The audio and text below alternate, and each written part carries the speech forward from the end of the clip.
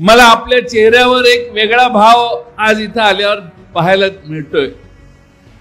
तो म्हणजे या विधानसभा मतदारसंघात आपला आमदार होणार।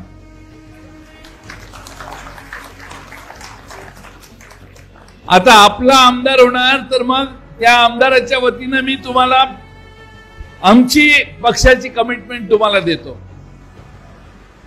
सरकार तर आपल्या येणार आहे, याच्यात काळ्या दगडावरची रेग आहे, तुम्ही काय चिंता करू नका।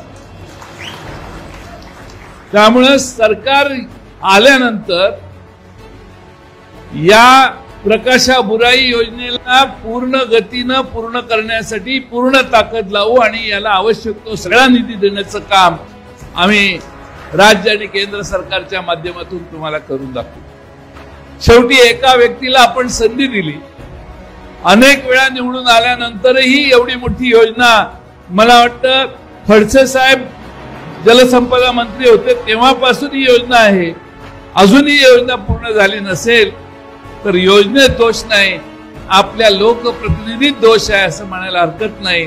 आणि तो दोष दूर करायची जबाबदारी मित्रांनो तुम्हा सगळ्यांची। आज माझी आपणा सगळ्यांना